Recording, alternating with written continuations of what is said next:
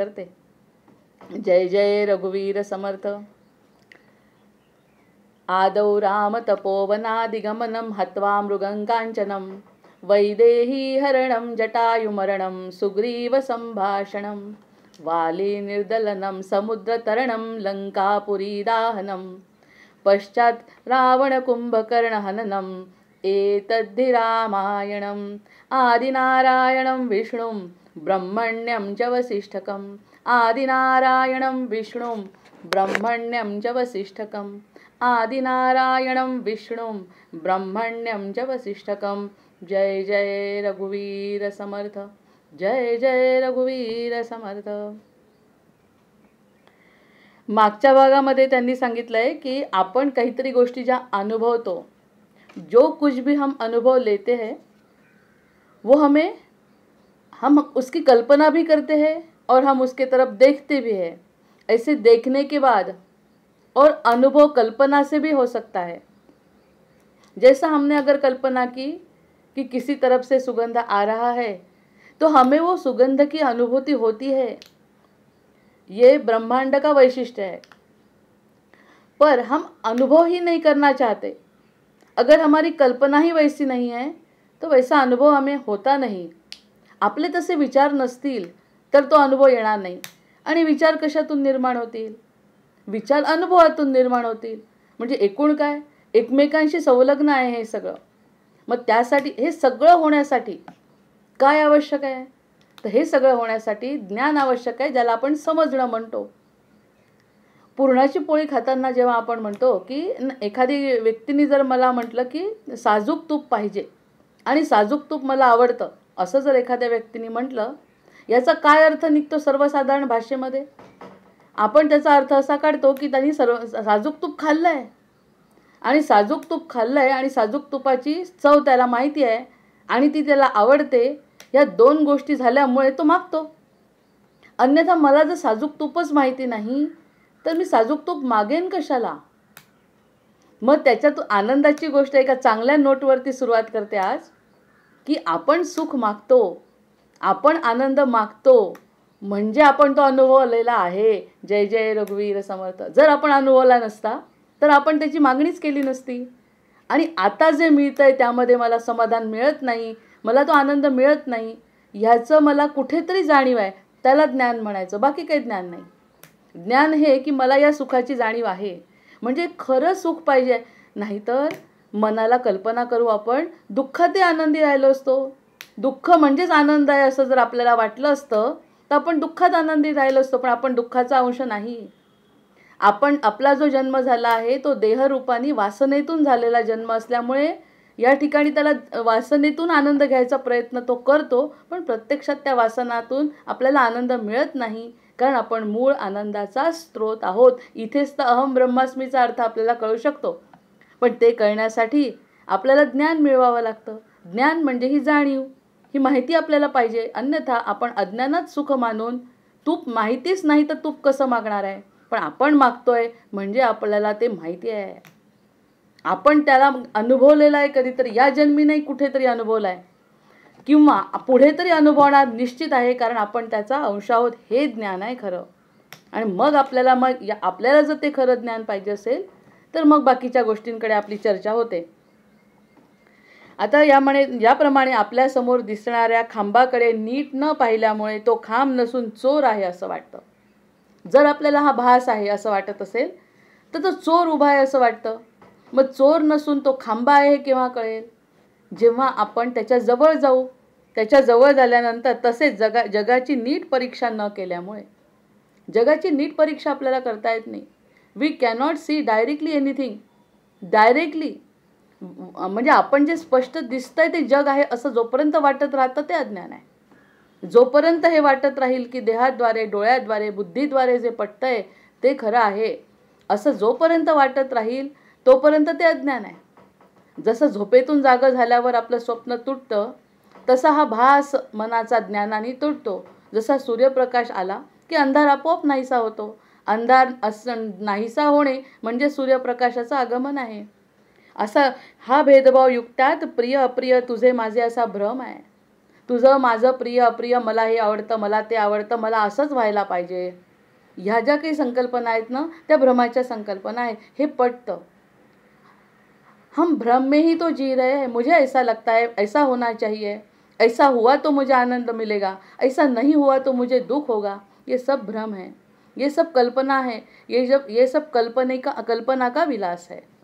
क्योंकि मुझे ऐसे लगता है. लगना यानी अंतिम सत्य नहीं है. मुझे जो लगता, इतनी मैं अनंत कोटी ब्रह्मांड नायक असं आहे का आपली बुद्धी? सगळं कळेल अशी आपली बुद्धी आहे का की जे मला वाटतं तेच खरं आहे? मला जे वाटतं ते खरं आहे तो भ्रम आहे. आणि हा जो भ्रम आहे, तुझे माझे भ्रम होऊन त्यातून जग त्यांनी द्वेष फैलावतो फक्त, बाकी काही नाही. आता आपलं 140वा पान सुरू झालं आहे. आपल्या मनाने वेताळाची कल्पना केली. आपल्या मनाने वेताळाची कल्पना करून त्यामुळे भिवून गेलेल्या मुलाला तो वेताळ मनोनिर्मित आहे हे कळत नाही. अगर हमने कल्पना की वो राक्षस आ रहा है तो हमें गलत नहीं लगता, क्योंकि हमें लगता है कि वहाँ राक्षस खड़ा है. मनोनिर्मित आहे हे कळतच नाही. आपल्याला इतका मोठा भ्रमाचा पडदा आहे न कळण्याचा. तेवढं एकदा आवरण काढलं ना की मग आपली जागा, आपली भूमिका, आपलं जीवनाचं कर्तव्य कळतं. जीवनाचं कर्तव्य कळतं. जसं आपण पोटाच्या बाहेर पडतो आईच्या, तेव्हापासून आपला भ्रम निर्माण होतो. सगळ्यात मोठा भ्रम हा आहे की मी या जगात आलो आहे, मी या जगात आलो आहे, माझं हे कुटुंब आहे, माझी ही बुद्धी आहे, माझं हे ज्ञान आहे, माझे हे मित्र आहेत, मला हेच करायचं आहे, दुसरं मी करणार नाही. आणि जेव्हा मला जे करायचं आहे ते करू शकत नाही, तेव्हा कुठे असं वाटायला लागतं की सत्याचा शोध घेतला पाहिजे, कारण हे काही माझ्या मनासारखं होत नाही, किंवा माझ्या मनासारखं झालं तरी पण माझं सुख टिकत नाही. या सगळ्या नंतर ज्ञानाच्या कल्पना आहे. तोपर्यंत आपण आपलं माझं करतच जगतो. आणि ते जसं मुलाला वेताळ वाटतो, तो राक्षस वाटतो, जोपर्यंत त्यांनी मनाने निर्माण केला आहे राक्षस, तो जोपर्यंत वाटतो. रज्जू भासे सर्प तो खळा, केवळ माया आहे, बुद्धी मात्र निरंतर हा भार वाहते आहे. मी माझ्या अमृतकणातल्या कवितेत लिहिलंय, पहिलीच कविता होती माझी. स्वर्ग नरक कल्पना मनाच्या, क्षणात विरला भार. या सगळ्या ज्या कल्पना आहेत ना मनाच्या, हे असं आहे, ह्याच्यात सुख आहे, त्याच्यात सुख आहे, हे जे बुद्धी सांगत असते की नाही सारखी, तर मग रावणाला का बरं सुख मिळालं नाही ना? तो मुलांमध्ये आणि संसार वाढवण्यामध्ये आणि पैसा मिळवण्यामध्ये सोन्याची लंका आहे. सोन्याची लंका आहे. पुत्रपौत्रांनी समर्थ असा रावण आहे. त्यानंतर त्याच्याजवळ कशाचीच कमी नाही. ज्ञान आहे, शिवाचा भक्त आहे. हे सगळं असून सुद्धा अज्ञान काय आहे? त्याचा अहंकार. त्याला असं वाटतं हे सगळं माझं आहे, मी कमवलेलं आहे, मी भक्ती केली तेव्हा कुठे शंकर प्राप्त झाले आहेत मला. मी ज्ञानी आहे कारण मी ज्ञान मिळवलं आहे, मी शंकराचा भक्त आहे. हे एवढं मोठं वैभव मला दिसतंय डोळ्यांनी स्पष्ट, तो भास आहे. जे त्याचं स्पष्ट वैभव दिसतंय हे त्याला जोपर्यंत समजत नाही भास आहे, तोपर्यंत तो त्याच्या अंधकाराने अज्ञानाने सीतेचा हरण करतोय. मग सीतेचं हरण केलं आणि अहंकार वाढला, मग त्या ठिकाणी त्याच्या स्वची गोष्ट घडली. आता जेव्हा त्यांनी हे सगळं खोटं ठरलं. मग रामाने जेव्हा त्याचा वध केला तेव्हा राम काय म्हणाला? राम म्हणाला मी त्याचा वध नाही केला, त्याचा वध त्याच्या अहंकाराने झाला फक्त, बाकी काहीच नाही. त्याचा जर अहंकार नसता तर रावणासारखं कोणी नाही. मग रावणाला कळलं काय नाही, काय कमी होतं त्याच्याजवळ? आपल्याजवळ तर त्याच्या 1% पण आपल्याजवळ सामर्थ्य नाही. ना सोन्याची लंका, ना पुत्रपौत्र, ना स्वतःचं काही ऐश्वर्य, ना ज्ञान.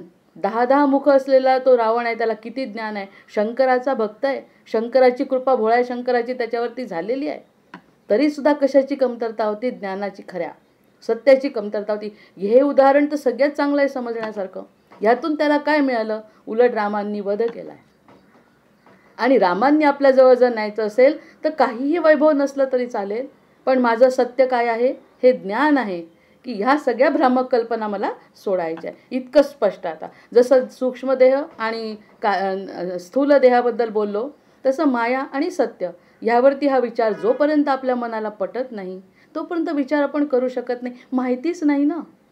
मग गुरूंनी एकदा थापड मारली, एखादा ज्ञानाचा हात आपल्या डोक्यावरती पडल्याबरोबर आपण एकदम जागृत होतो. मग ते सगळं खोटं भासू लागतं. प्रत्यक्षात ते आहेच, ते गेलेलं नाही कुठे, पण त्यात मन रमत नाही.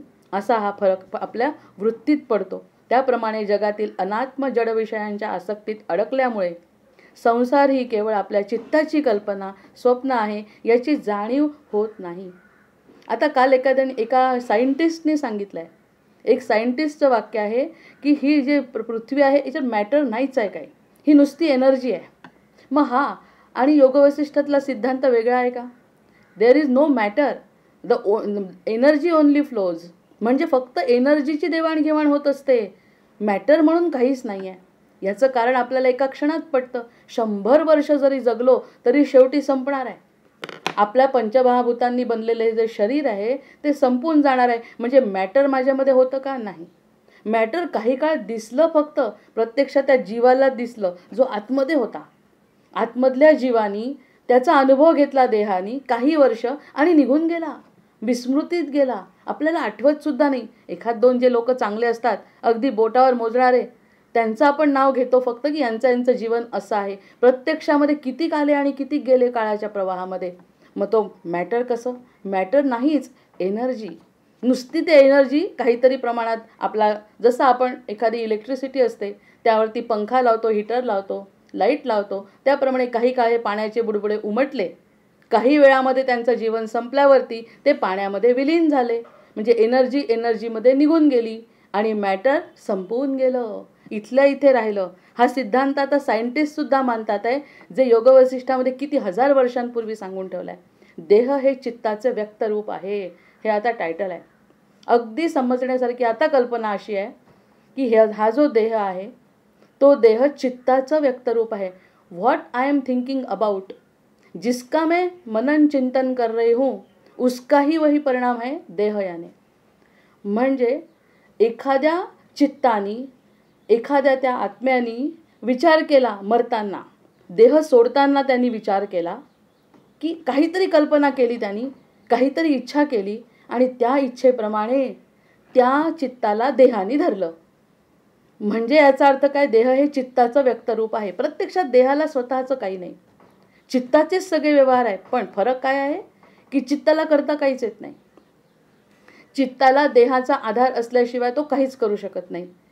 इसलिए चित्त ने कुछ तो भी विचार किया. त्याचं उदाहरण आपण नेहमी बघतो की जर रात्री झोपताना माझ्या मनात जो विचार असेल तो उठल्यावर येतो, झोपलेली असून सुद्धा. शांत गाढ झोप लागली तरी सुद्धा ही गोष्ट विसरत नाही, काल रात्री आपण काय विचार केला. ते चित्त आहे.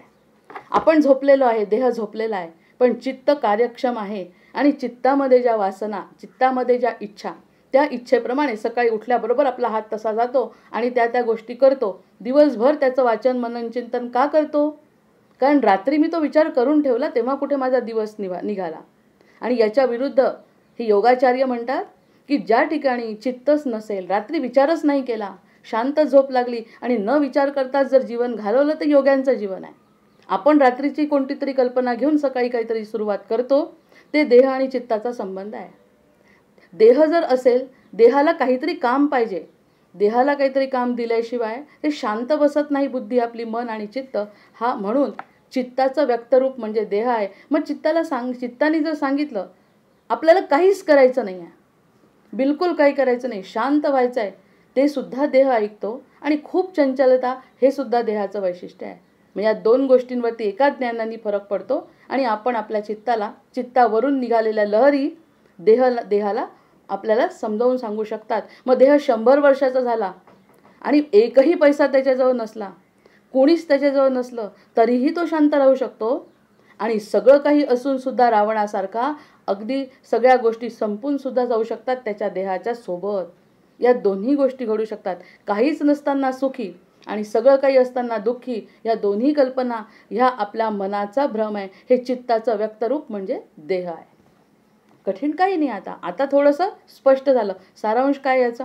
चित्त हे सर्व अनर्थ परंपरेचे मूळ आहे. हमने जो विचार किया वही हमने देखा, आपण मानतो का? उलट याच्या विरुद्ध विचार काय करतो? मला जे वाटतं ते घडतच नाही, मला जे वाटतं ते घडत नाही, हे दुःख आहे आपलं. आणि ब्रह्मांड काय म्हणतंय? आता ऐकून घेऊ ही गोष्ट. कृतज्ञ मी कृतार्थ मी. ब्रह्मांड काय म्हणतं की जो तू विचार करशील ते तुला मिळणार आहे. आणि आपण काय म्हणतो? जे मी मागितलं ते मला मिळत नाही. म्हणजे आपण देहाने मागतो, चित्ताने मागतच नाही. चित्ताकडे लक्ष दिलं तर चित्ताला जे पाहिजे तेच घडणार आहे म्हणतो. चित्ताने जर मोक्ष मागितला, मोक्ष. चित्ताने जर सांगितलं की स्थिर व्हायचं तर स्थिर, आणि चित्ताने चंचलता दिली आपल्याजवळ, देहाने ऐकली तर त्याच गोष्टी घडतात. त्यामुळे आपल्या ज्या गोष्टी ऐकत नाही वाटतं ना, त्या देहाच्या असतात. ज्या गोष्टी ऐकत नाही असं वाटतं त्या देहातून निर्मित झालेल्या असतात. आणि जे सगळं आपलं ऐकतो असं देव जे योग वैशिष्ट्यात सांगतो ते चित्ताचे विषय आहे. म्हणजे ते लहरी आहेत फक्त. त्या लहरी वाहत असतात आणि तसं तसं आपल्या वृत्तीप्रमाणे बदलत असतात. बीजातून वृक्ष उत्पन्न व्हावा तसा चिदात्मा, त्यातून वेगळा भासणारा जीव, त्यातून चित्त, चित्त देहरूपाने आणि देहकर्माच्या अभिव्यक्तीने दिसू लागतो. आपण आपलं स्वतःचं उदाहरण घेऊ की बीजामधून जर वृक्ष निर्माण होतं, छोट्याशा बीजामधून इतक्या मोठ्या वृक्षाची निर्मिती होते. मग ती जेव्हा निर्मिती होते तेव्हा ती म्हटलं त्यातून चित्त निर्माण होतं. जसं छोट्याशा बीजातून आपला हा देह निर्माण झाला. मग देह निर्माण झालं, त्याचं काम संपलं. तो देह का निर्माण झाला? कारण माझ्या मागच्या जन्मीच्या वासना, जशा माझ्या वासना असतील त्याप्रमाणे ती देहनिर्मिती झाली. कारण जन्माच्या वेळी सांगितलं नाही की मला या आईच्या पोटी, या वडिलांच्या पोटी, या परंपरेत आणि या ठिकाणी असा जन्म मिळावा. हमने किसी को बोला नहीं था, लेकिन हमारी जो अंदर की वासना थी वो वासना के आधार पर हमारे चित्त ने वो देह को आकर्षित किया. इसलिए हमारा जन्म उसी स्थान पर हुआ जहाँ होना था वही हुआ, क्योंकि हमने ही आकर्षित किया. जो हमें नहीं समझा वो हम भूल गए, हमारी भावना हम भूल गए और हमें खुद को लगने लगा कि हमारा जन्म हुआ जो ऐसा है, मैं हूँ, ये मेरा कुटुंब है, ये मेरा देश है. ये सब बाद में जो हम मूल था वो भूल गए. मग त्यातून होणारं, त्यातून चित्त, चित्ताच्या रूपाने देह, जसं चित्त असेल त्याच्याप्रमाणे देह. आपल्याला जे कधी कधी आपण म्हणतो मला की नाही खूप गाणं शिकायची इच्छा होती. आपण या जन्मातले सुद्धा, संसारातले सुद्धा कल्पना याची लावू शकतो. मला गाणं शिकायची इच्छा होती, 80 वर्ष झाले पण मी अजून गाणं शिकू शकले नाही, आता या जन्मात काही माझं शक्य नाही असं म्हटलं. आणि त्याच्या आधी काय घडतं, जे आपल्या चित्तामध्ये असतं एखाद्या वेळेस की मला गाणं शिकायचं, मला गाणं शिकायचं, किंवा एखादी गोष्ट करायची आहे पूर्ण. कदाचित आपल्या पोटी येणारी मुलगी, आपलं मूल ती गोष्ट शिकतं आणि ती एनर्जी ट्रान्सफर होते. भलेही या देहाने केलं नाही, पण आपल्या देहाने पाहिलं की आपल्या देहातून जी निर्मिती झाली त्यांनी ते काम पूर्ण केलं आहे. म्हणजे काम पूर्ण केलं. वासना, या देहातून निर्माण झालेली वासना देहानेच पूर्ण केली पाहिजे असं नाही, तर ती चित्ताने पूर्ण केल्या जाते. जे आपण न सांगता सुद्धा ती व्यक्ती करून जाते. कितीतरी घटना अशा घडतात की मुलांचे जे इतिहास घडतो ना, ते वडिलांच्या इच्छेचा असतो. आईच्या इच्छेमुळे मुलं तसं घडतात, तसे तसे घडत राहतात. मग हा वासना नाही का, ही इच्छा नाही का? जरी देहाने पूर्ण करू शकला नाही तरी पण ती पूर्ण होते. कारण ब्रह्मांड ती इच्छा पूर्ण करतो. सुप्त इच्छेवरती तर सगळं जग चाललं आहे. आमची इच्छा जशी तसं. जे कष्ट करतो तो बैलाच्या योनीत येतो. अतिशय सौंदर्य असेल आवडत आपल्याला तर मोराच्या रूपात येतो. जडवृत्ती असेल जडभरतासारखी तो तरी मानव आहे, पण जर तशी जडवृत्ती असेल तर पर्वताची निर्मिती होते. असतो जीवच, तो जड रूपाने का असे ना, म्हणजे त्याच्या भावना त्या देहाला आकर्षित करतात. बाकी दुसरं काही कारण नाही. मग यावरून आपण असं ठरवायचं की आपण भावना कशी करायची याच्यावरती तर आपलं नियंत्रण आहे. काय मागायचं याच्यावरती तर आपलं नियंत्रण आहे. आपल्याला पुढचा जन्म पाहिजे की नाही हे आता ठरवता येईल ना ज्ञानाने. ज्ञान झालं, माझ्या ज्ञानाने असं कळलं की जे मी ठरवते ते होते. संसारात नाही घडत माझ्या मनाने काही. संसारावर माझा अधिकार नाही, म्हणजे या पूर्ण ब्रह्मांडावर माझा अधिकार नाही, पण माझ्यावर अधिकार आहे. मला भावनाच ठेवायच्या नाही काही. मी निर्विकार व्हायचं आहे आकाशाच्या ब्राह्मणासारखं. जर निर्विकार झालं तर माझ्या शरीराला जरी कोणी मारलं तरी माझा जो आत्मा आहे, चित्त आहे, ते चित्त बाकी मी मोकळा आहे, मुक्त आहे. मग त्या मुक्तीतून आपल्याला पुन्हा देह मिळत नाही. ह्यावरती कार्य करावं लागतंय प्रत्येक जीवाला ज्ञानातून. चित्तच देहरूपाने आणि देहकर्माच्या अभिव्यक्तीने रूपात दिसू लागतो. आता आपल्याला दिसू द्यायचं नाही. हे योग वसिष्ठातलं वाक्य आपण असं ठरवायचं की पुढे आपलं काहीही दिसलं नाही पाहिजे. नाव काढू द्या देहाचं आपल्या कोणी काही, किती चांगला होता, असं होतं तसं होतं, पण चित्तरूपाने मोक्षरूपाकडे जायचं आहे, मोक्षाने जायचं आहे. माझ्या मनात काहीही आशा अपेक्षा काहीच नाही आता माझ्या चित्तामध्ये. असं चित्ताला स्थिर केलं तर ती समाधी आहे.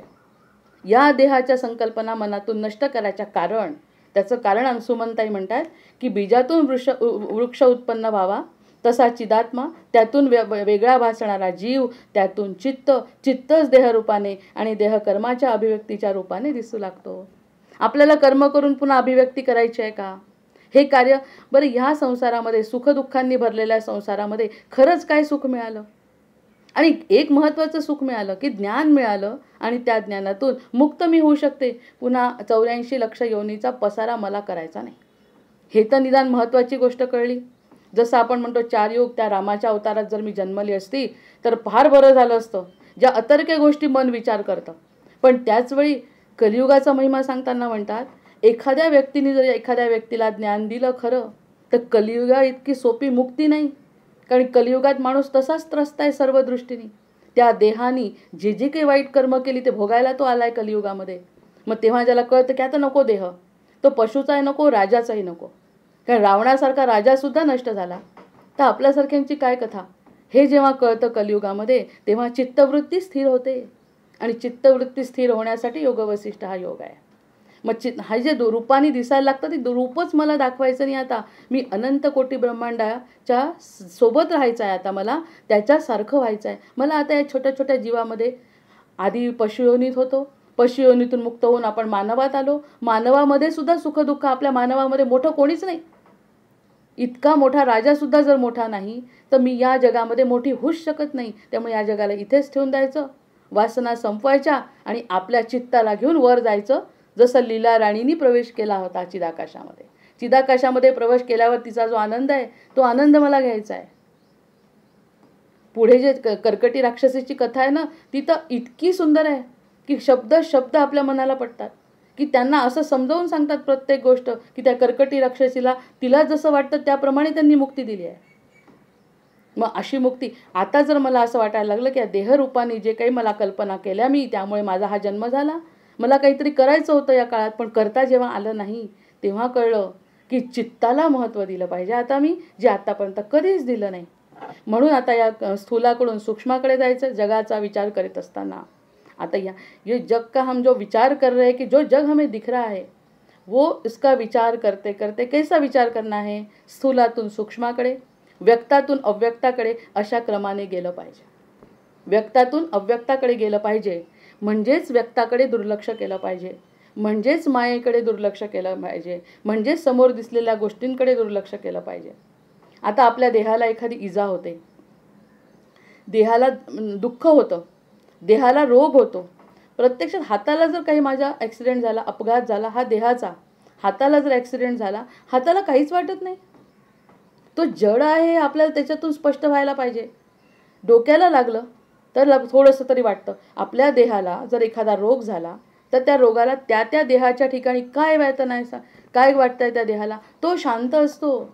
प्रत्यक्षात जर बुद्धी काढून टाक. मला हे कशावरून लक्षात आलं माहिती आहे, जेव्हा आमच्या मिस्टरांना कॅन्सर झाला, डिटेक्ट झाला आणि अतिशय लास्ट स्टेजमध्ये जेव्हा होता तेव्हा ते म्हणाले मला याचं काही वाटत नाही रोगाचं, मला हे जाणवलं नाही पाहिजे म्हणे की मला रोग आहे. म्हणजे इथेच तर सूक्ष्म आणि स्थूलाकडे आपण जाऊ शकतो. म्हणजे पोट दुखतंय ते दुखू द्या, पोटाशी माझा काही संबंध नाही, पण मला ते जाणवू देऊ नका. असं जेव्हा डॉक्टरांना बोलले ना तर डॉक्टर म्हणाले तुमची इथे एक व्हेन असते, ब्रेनमध्ये एक व्हेन असते, ती जर आपण कट केली तर तुमचा संबंध देहाशी तुटेल आणि तुम्हाला काही जाणवणार नाही. म्हणजे देहाच्या यातनांचं मला महत्त्व नाही हे पटतं आपल्याला. हाताला ॲक्सिडेंट झाला, हाताला काहीच वाटत नाही आणि त्याचं दुःख आतमध्ये होतं आहे. हा संबंध स्थूलाचा आणि सूक्ष्माचा समजला पाहिजे आपण, की या हाताला काहीच वाटत नाही, फोड झाला देहाला काहीच वाटत नाही आणि वाटतंय कोणाला, आपल्या मनाला आतल्या. अरे आपला हात दुखतोय, अरे आपला हात शांत आहे. ते पोट शांत होतं यांचं की पोटाला काही झालं तरी त्यांना पण मला इथे जाणवू देऊ नका म्हणे. म्हणजे इथे जाणवू देऊ नका म्हणजे इथे काहीतरी आहे की नाही, हा सूक्ष्म आहे. आता हे 1 तासाचं जे निरूपण आहे ना स्थूल सूक्ष्माच्या 4 वर्णावरती, तो खरंच कृपया सगळ्यांनी तो व्हिडिओ पाहावा. इतकं सुंदर त्याच्यामध्ये वर्णन आलं या सगळ्या 4ही देहांचं. मग असं जेव्हा वाटतं की देह वेगळा आहे, देहाला जाणवत नाही. आंबा तोडला, आंबा बघितला, आंबा बघितल्यावरती आपल्याला तो खावा वाटला. कुणाला वाटला, डोळ्याला वाटला. खाल्ला कोणी, तोंडानी खाल्ला. पचवला कोणी, पोटानी. माळी आला आणि त्याने आमच्या पाठीला मारलं. पाठीचा काय दोष, पाठीचा काय दोष होता आम्हाला मारला, पाहिला तर डोळ्यांनी होता. देहामध्ये सुद्धा फरक आहे. पाठीला मारला आणि त्याला दुःख झालं, पाठीला नाही झालं. डोळ्यांनी बघितलं पण खाल्ला डोळ्यांनी नाही. आणि पाठीला मारलं, पाठीला दुःख, काय दुखतच नाही पाठ. प्रत्यक्षात आतमध्ये कुठेतरी इजा झाली हृदयाला आणि पाणी आलं डोळ्यातून. जय जय रघुवीर समर्थ. डोळ्यांनी बघितला, दुःख डोळ्यांनीच भोगलं. कारण पाणी डोळ्यात आलंय. हाताला काही नाही झालं, पाठीला काही नाही झालं, तोंडाला काही नाही झालं. झालं कुठे? आतमध्ये. आणि आतमध्ये झाल्यामुळे ते पुन्हा डोळ्यातून बाहेर पडलं. कर्मसिद्धांत हा असा आहे. म्हणजे जे आपण करतो त्याला नाही जाणवत आहे, ज्यांनी केलं त्यालाच जाणवत आहे. दिसायला दिसलं, पाठीला मारलं, वळ उमटले. प्रत्यक्षामध्ये ते वळ पाठीवर नसून हृदयावर असतात. आणि हृदयामध्ये जे सूक्ष्म कारण देह आहे, त्या देहाला त्रास होतो आणि डोळ्यातून पाणी येतं. आणि पाणी येणं म्हणजे हे सूक्ष्म देहाचं लक्षण आहे. हातासाठी नाही. हात अगदी जडासारखा स्पष्ट आहे, दगडासारखा. हाताला काही होत नाही. रक्त जरी आलं तरी त्याला काही होत नाही. हे देह हे चित्ताचं रूप असं आहे. म्हणून स्थूलाकडून सूक्ष्माकडे जायचं आणि व्यक्ताकडून अव्यक्ताकडे. आता हे व्यक्त हात आहे, त्या हाताला इजा झाली नाही. आत मी माझा शोध घेतला. अरे रडणारं कोणीतरी वेगळंच आहे. आता एखाद्या गोष्टीचा आनंद झाला, मला सत्कार केला माझा कोणी, त्या सत्काराचा माझ्या हाताने घेतला पुष्प बुके स्वीकारला, हाताला काही वाटत नाही, आतून आनंद होतो. हात नुसतं निमित्त आहे घेण्यासाठी, आतून आनंद, ते सूक्ष्म रूप आहे. म्हणून व्यक्तातून अव्यक्ताकडे जायचं. हे व्यक्त रूप आहे. त्यातून अव्यक्ताचा विचार केला तर आनंद मला आतून झालाय, दुःख मला आतून झालाय. या देहाला त्याचं काही घेणं देणं नाही. माझा देह म्हातारा झाला, दुःख देहाला नाही झालं. देहाला जाळलं तरी काहीच वाटलं नाही. कसं वाटेल देहाला? काही? देह लाकूड आहे. जर त्याच्यातून सूक्ष्म देह निघून गेला तर त्याला काय समोर दिसतंय ते देह, पण त्याला काही वाटत नाही. जाणाऱ्याला दुःख आणि सुख होत आहे. ह्यातून आपण खरंच शोधलं. कशातून? व्यक्तातून अव्यक्ताकडे. आता हे व्यक्त रूप आहे. त्या व्यक्तातून अव्यक्ताकडे जेव्हा आपण जातो तेव्हा ते सूक्ष्म रूप आहे हे लक्षात येत आहे. म्हणतात हा देह हा चित्ताचा व्यवहार आहे. तो चित्ताचा व्यवहार थांबवायचा का सुरू ठेवायचा? अजून एखाद्या 84 लक्ष योनीमध्ये जन्म घ्यायचा, हे चित्तावर अवलंबून आहे. तसा तसा देह आपला येत जाईल. कर्म एव देह, देह एव चित्तम, तद एव अहम, अहम इति जीवः, स जीव एव ईश्वरः, स एव आत्मा, सर्व शिवत्तु एकपदोक्त एतत्. त्या ठिकाणी त्यांनी म्हटलं देह कर्मस्वरूप आहे. देह हा कर्मस्वरूप आहे. हा सिद्धांत जोरा देह वगैरे शब्द वापरतो. प्रत्यक्षामध्ये हे शब्द जड जड आहे. आत्मा, चिदात्मा, देह. प्रत्यक्षात ते खरंच कळण्यासाठी सोपं आहे. 2 भाग जर केले तर आपण विचार केला शांत बसून, त्या देहाला कोणत्या यातना आहे, या देहाला कोणतं सुख आहे, काय सुख भोगू शकतो हा देह. बुद्धी जर नसेल, हृदय जर नसेल तर लाकडासारखं शरीर पडतंय ना. इथे आपल्याला 2 भाग स्पष्ट दिसतात. लाकडासारखं शरीर केव्हा होतं? जेव्हा आपला त्यातून चित्त निघून जातं. म्हणजे ते शरीर गेलेलं असलं तरी सुद्धा त्याचं सुख दुःख त्या शरीराला नाही आहे. असतानाचंही नाही आणि नसतानाचंही नाही. ह्या गोष्टी देह कर्मस्वरूप आहे. त्यामुळे जसं आपण ठरवलं तसा तो देह असतो. म्हणजेच कर्माच्या रूपाने जो व्यक्त होतो तो देह. म्हणजे जे काही दिसतंय सगळं ते देहरूप आहे. आणि देह खरा आहे का? हम जो कुछ देख रहे हैं, जो खुद को भी, खुद की आंखें, खुद के आँख, संपूर्ण सृष्टी, नदी, पर्वत, झाड, पेड़, पशु, पक्षी, संपूर्ण ब्रह्मांड, सगळं सगळं देहच आहे. आणि जे इथून घेतलं इथेच संपणार आहे. हा असा आपला विस्तार कल्पनेचा केला तर जडातून आपण कशाकडे जातो? सूक्ष्माकडे जातो. व्यक्तातून अव्यक्ताकडे जातो. म्हणजे हे टिकणारं नाही आहे. हे जे दिसतंय ते हजारो वर्ष टिकेल, पण तरी कधी ना कधी संपेल. जसं आपण 100 वर्षात संपतो तसं हे जगही संपून जाणार आहे. आणि कोणीतरी जग निर्माण केलेला वेगळा आहे आणि ज्यामध्ये हे विलीन होणार आहे ते एकच आहे. म्हणजे हे मधला हा जो पाण्याचा बुडबुडा, भले तो हजारो वर्ष चालत असेल, लाखो वर्ष चालत असेल, पण ते खरं नाही. आता इथपर्यंत आपल्या मनाची कल्पना करू शकतो आपण. मनाची कल्पना आतापर्यंत काय करत होतो? की मी खरा आहे, माझं 1ला वर्ष, 2रं वर्ष, 3रं वर्ष, 5वं वर्ष, 15वं वर्ष, 50वं वर्ष हे खरं आहे असंच वाटत होतं. पण जेव्हा 15 वर्ष निघून गेले, हातात काय शिल्लक राहिलं? काहीच नाही. काळाच्या प्रवाहामध्ये सगळं निघून गेलं. हे जर 15 वर्ष जाऊ शकतात तर करोडो वर्ष जाऊ नाही शकणार का काळाच्या वेगामध्ये? पण उरणार एकच तत्व आहे. आणि त्या तत्वातून निघालेला जो छोटासा अंश आहे तो सूक्ष्म रूपाने आपल्यातच आहे. त्या करोडो याच्यातून निघणारा जो देह आहे तो निघून जाणार आहे. पण ज्याच्यातून मी निर्माण झालो, ज्याच्या श्वासातून पृथ्वी निर्माण झाली, ज्याचा श्वास तोच माझा श्वास, असं जोपर्यंत आपण तिथपर्यंत जात नाही तोपर्यंत देहाची वृत्ती आपल्याला खरी वाटत राहील. ज्याच्या श्वासातून आपली उत्पत्ती आहे तो ब्रह्मदेव असो की आपण आत्ताच्या नंतरही निर्माण होणारे जीव असो, ते त्याच्या श्वासापासून आहे. बाकी सगळं येत जात आहे. त्या येत जात असताना कर्म करायचे आहे. कर्माबद्दल काही म्हणत नाही कोणी, कर्म ते करतच राहावे लागणार आहे. पण कर्म करत असताना त्या कर्मातून आनंद का मिळत नाही? कारण पूर्वीचा जो आनंद आहे ना, त्याचा तो आनंद मला खरा मिळवायचा आहे. म्हणून ती जीवाची तळमळ आहे, ती सूक्ष्म देहाची तळमळ आहे. जड देहाला तळमळ नाही. जड देहाला नुसते कष्ट करणं माहिती आहे.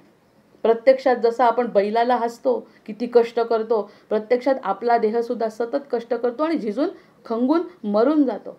त्याचं त्याला सुख नाही, त्याचं त्याला दुःख नाही. दुःख आपल्याला वाटतं, अरे 12 वर्षाची मी होती तर कशी होती आणि आता ह्या वयात माझ्या काय काय बदल झाला. याचं दुःख माझ्या अंतरातल्या जीवाला होतं, त्या देहाला नाही होत. देहाच्या यातनाही त्याला होत नाही, देहाचं सुख नाही, त्याला दुःख नाही. किती मोठी कल्पना आज आपली कळवली आहे सुमनताईने. कृतज्ञ मी, कृतार्थ मी. रोज दिवसातून 50 वेळा म्हणायचं कृतज्ञ मी, कृतार्थ मी. हे जर मला कळत असेल तर यासारखं सुख नाही.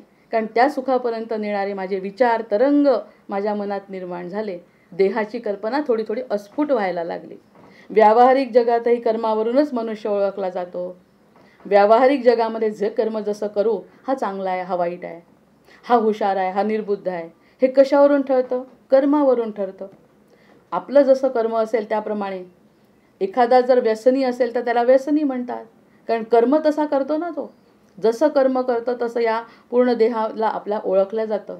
हा स्त्री आहे, हा पुरुष आहे. त्यानंतर हे सगळे देहाचे व्यवहार आहे, त्यावरून आपण व्यावहारिकपणे ओळखला जातो. ते कर्म किंवा देह चित्ताचेच परिणत स्वरूप आहे.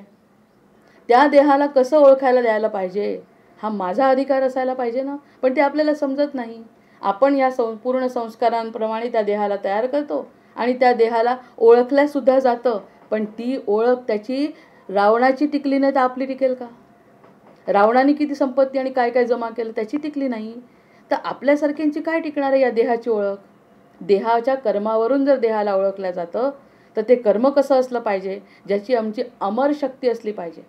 अमरत्व आपल्याला मिळालं पाहिजे. आपल्याला चिरंतन सुख मिळवायचं आहे. या छोट्या छोट्या शाश्वत सुखामध्ये आनंद नाही, हे चित्ताला कळत नाही. पण देहाच्या कर्मामुळे देहाला ओळखलं जातं. ही गोष्ट सगळ्या अहंकार, मी आहे हा भाव चित्ताचं रूप धारण करतो. मी आहे हा भाव चित्तात जातो, चित्तात, देहात नाही राहत.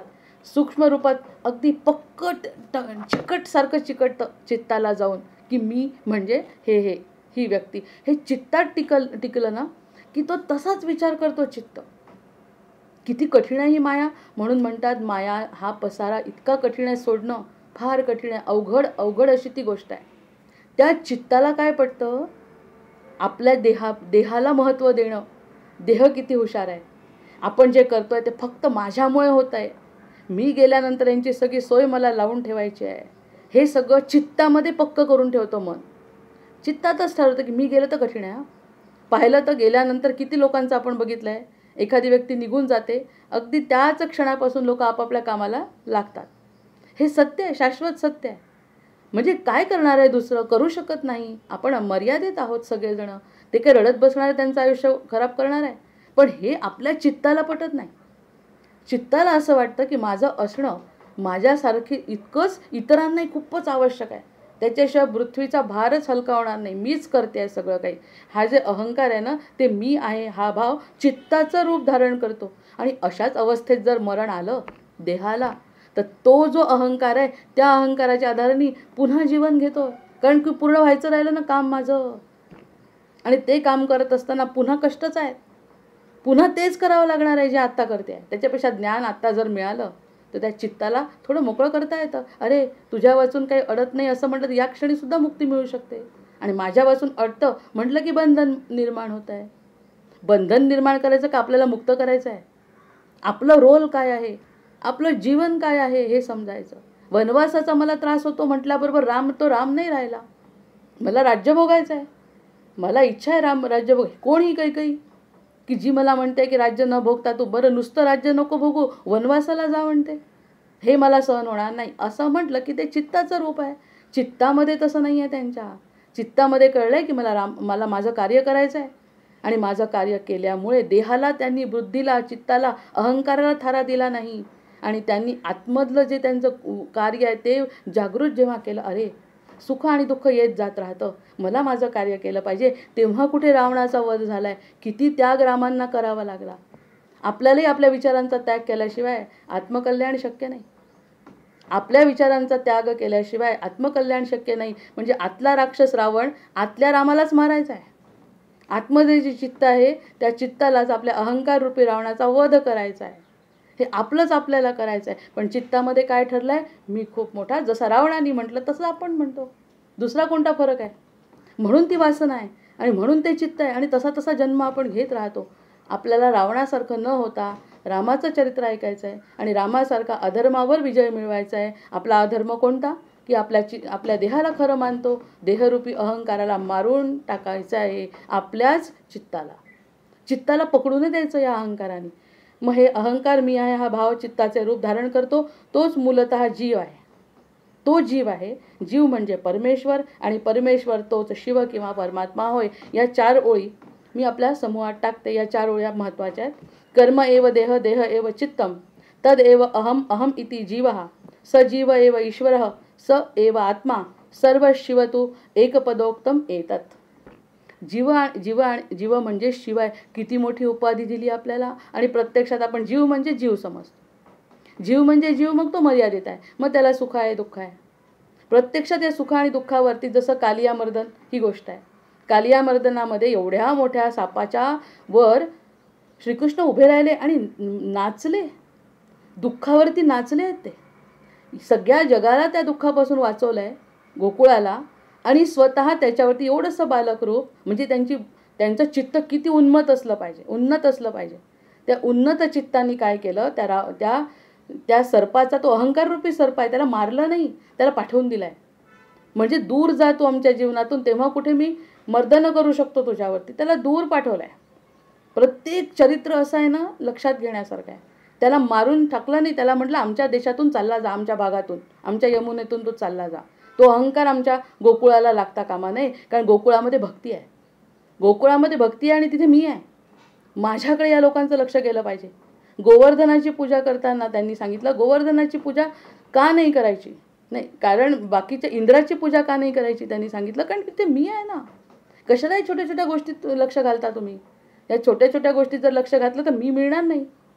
मग त्या अहंकार रूपी सर्पाला त्यांच्या 5-5, 10-10 फण्यांवर सुद्धा स्वतः श्रीकृष्ण नाचतायत, की दुःख म्हणजे काय, काहीच नाही, हाकलून देणार आहे मी त्याला.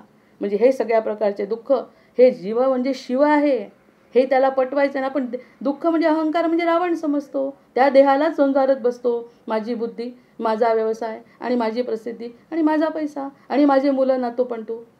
या अहंकाररूपी देहाला जर चाचपडत ठेवलं तर जो आतला राम आहे ना, तो काहीच करू शकत नाही.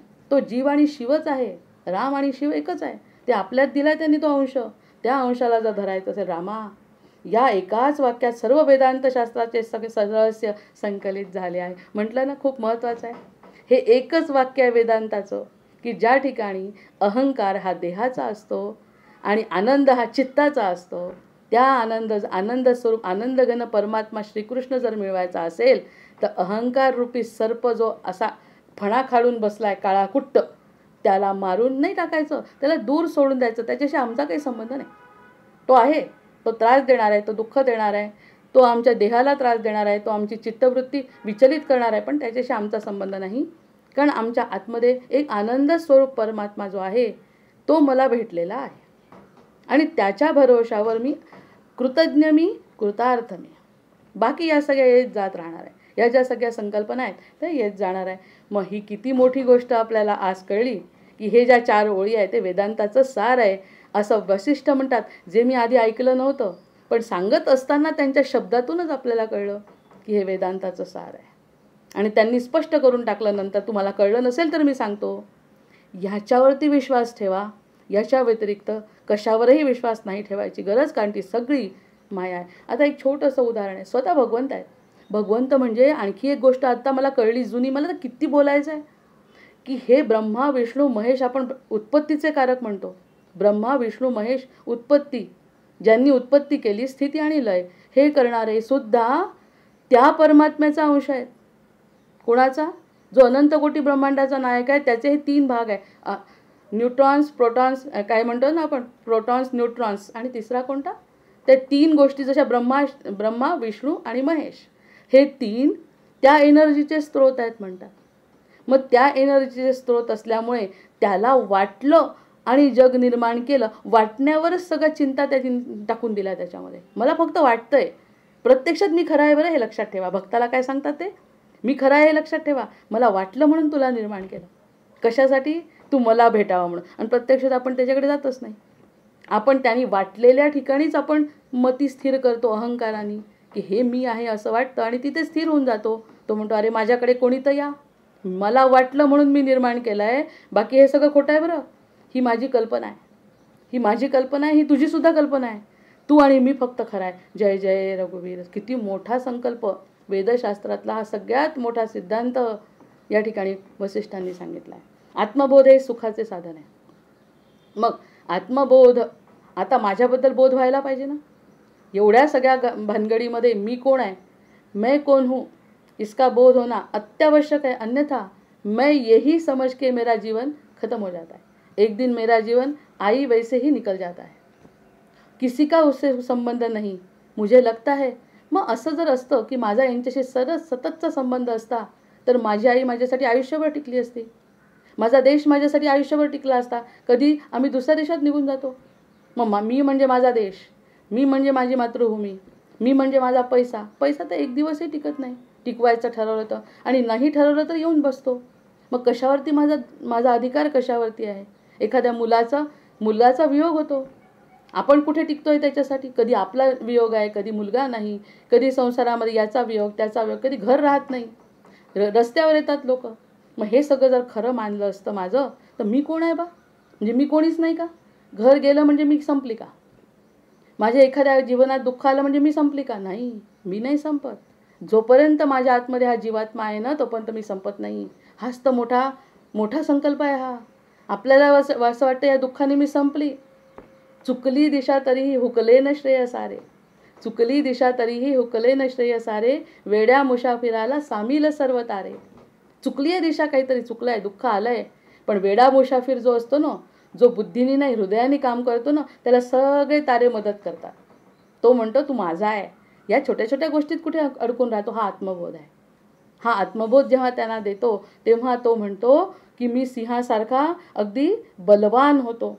माझ्यामध्ये शूरत्व येतं, माझ्यामध्ये आत्मविश्वास वाढतो, मला कशानेच त्रास होत नाही. स्वयमेव मृगेंद्रता. माझं जे आहे ना ते आहे. मला कोणी म्हणायची गरज नाही की मी सिंह आहे म्हणून. मला कोणीही म्हणण्याची गरज नाही आहे की मी सिंह आहे म्हणून. मला माहिती आहे मी सिंह आहे म्हणून. त्या तिकडे एक रेस आत्मबोधाबद्दल आहे, 2 मिनटं सांगते. 4 कुत्र्यांची रेस लागली. काल मी सांगितलं वाटतं. काल जेव्हा 4 कुत्र्यांची रेस लागली आणि सिंह होता त्या ठिकाणी. कुत्री म्हणाली आपण रेस लावू, कोण जिंकतं ते बघू. कोण जिंकतं ते बघू कुत्र्यांच्या समोर. आणि जेव्हा रेसला सुरुवात होते, सिंह उठतच नाही. म्हणतात उठत का नाही? तो म्हणतो मला उठण्याचं काय कारण आहे? मी जिंकणारच आहे, मी जिंकलेलोच आहे. या कुत्र्यांसमोर काय मला दाखवायचं आहे की मी जिंकणार आहे म्हणून? कशा त्यांच्यासमोर मी धावपळ करू? या कुत्र्यांसमोर धावपळ करण्याची मला काय गरज आहे? म्हणजे कुणी काही म्हटलं तरी मला माहिती आहे की मी कोण आहे. मग हा आत्मबोध आहे त्याचा. कारण सिंह म्हणतो मला माहिती आहे मी सिंह आहे, मी कशाला प्रूव्ह करू मी सिंह आहे म्हणून ते कुत्र्यांसमोर. आणि ही सगळी कुत्री आहेत. मग जर कुत्रा हा वृत्ती आहे, सिंह ही वृत्ती आहे. जर एखाद्याला आत्मबोध झाला तर बाकी सगळी कुत्री आहेत जे म्हणतात की मी सत्य नाही आहे. मीच सत्य आहे फक्त. स्वयमेव मृगेंद्रता ना अभिषेको न संस्कारो. माझ्यावरती कोणी अभिषेक केलेला नाही, कुणीही माझ्यावरती संस्कार केलेले नाही, तरी मी जंगलचा राजा आहे. हा जो आत्मबोध आहे सिंहाचा, ते सिंहाचं छाती हृदय म्हणतो ना आपण. जो आत्मबोधी पुरुष असतो त्याला सिंहाचं हृदय म्हणतात. कारण त्याला कशाचीच गरज नाही प्रूव्ह करण्याची. त्याला एकांत आवडतो. त्याला काही कुत्र्यांची गरज नाही, मांजरांची गरज नाही. त्याला जेव्हा गरज पडली तेव्हा जातो, शिकार करतो, खातो आणि स्वस्थ राहतो. ना अभिषेको न संस्कारो. कोणत्याही प्रकारचा अभिषेक झालेला नाही, कोणत्याही प्रकारचा संस्कार झालेला नाही, तरी तो म्हणतो मी सिंह आहे हे मला माहिती आहे. मग तसा जर आत्मबोध झालेला व्यक्ती असतो, मला माहिती आहे मी कोण आहे. अरे इथपर्यंत आणून ठेवलं आहे वसिष्ठांनी. आता गोष्ट उद्या सांगते कारण वेळ नाही आहे. या ठिकाणी इथपर्यंत आणून ठेवलं आहे की तो कोण आहे.